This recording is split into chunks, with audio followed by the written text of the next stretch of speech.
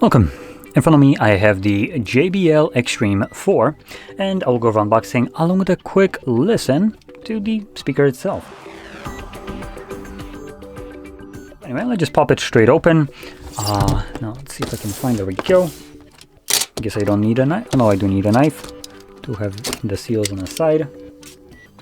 There we go. I have some warranty right here, so I'm just gonna toss that to the side. Unleash powerful sound everywhere. Okay. Okay, interesting. We do have like these little clearing things, so it's easier to take it out. There we go. Let's set it to the side. And in here.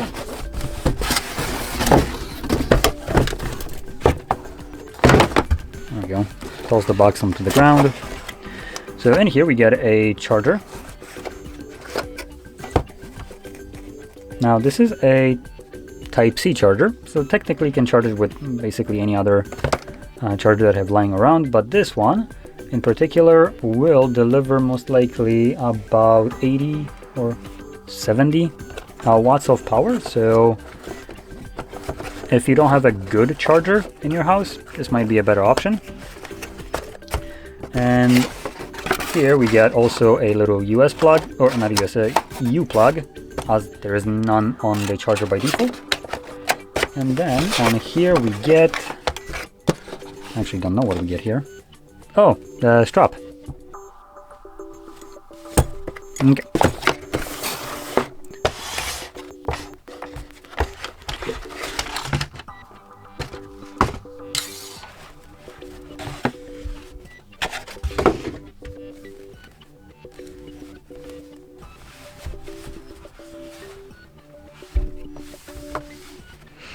Okay, so there's the speaker. Now I did use the Xtreme, what was it, 2 or 1? Don't recall which one that was. And I feel like the one that I'm talking about was a little bit longer or wider, depending on how you look at it, while not being so damn thick. Because this one does have some like girth to it, basically. Now, talking about the speaker itself, let's go over the specifications. So this is using Bluetooth 5.3, so you're going to get great connectivity along with a better battery life compared to the older Bluetooth. Additionally, the frequency range on the sound right here is from 44 Hz to 20 kilohertz. And the device, or the speaker itself, comes armed with basically two 30-watt RMS woofers and two 20-watt RMS tweeters. So the woofers are on the sides right here, while the tweeters will be somewhere behind the mesh. Now that is going to be 220-watt tweeters if it's plugged in. If it's not, you're looking at a 15-watt tweeters. So battery, you get a little bit less power than you do while plugged in. And obviously when plugged in, this device outputs, what is it, 100 watts of power basically, while when on a, actually in this case both of them are actually lowered, because woofers are 2 times 30 and then battery it's 2 times 20, while tweeters are 2 times 20, while battery is 2 times 15. So yeah, 100 watts of power compared to 50, 40, no, 70. So 100 while plugged, 70 when unplugged. So you do have a bit of a, should have maybe audible difference in the sound quality right there, or how much power it outputs comparatively. So if you feel like it's performing worse than it did before, it's probably because it's unplugged compared to when it was plugged. So there we go. Now in terms of the battery life, JBL specifies that, if I can find it quickly, charge time is 3.5 hours, while maximum playtime is about 24 hours. And this is also what we've seen on the box that I tossed on the ground somewhere.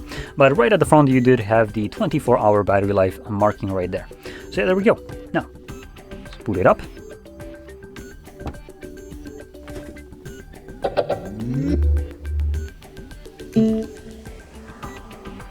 shows up right away on my phone. Though pairing wise, it's oh, there we go, and it's paired. So let's check out some crab rave.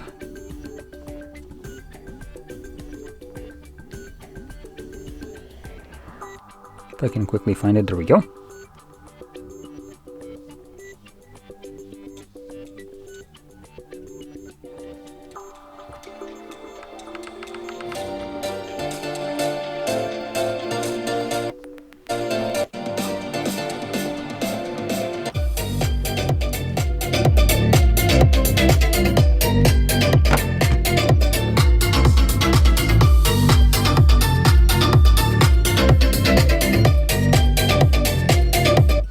Good enough for a little sound test. So yeah, it plays really well. I do want to give a bit of a comparison right here also to JBL. So this speaker will be for basically people that want to take it outdoors and also have contact with water, as it is waterproof, and that is one of its main selling points.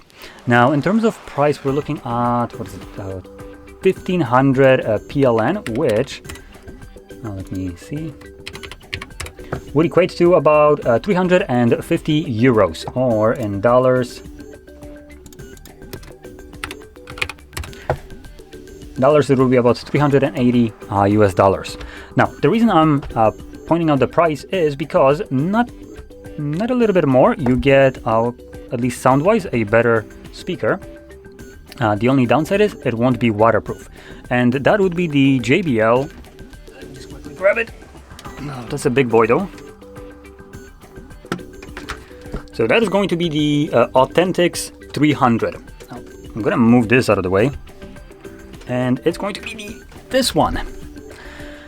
Not waterproof, price-wise a little bit more expensive, but we're talking about, like, what is it?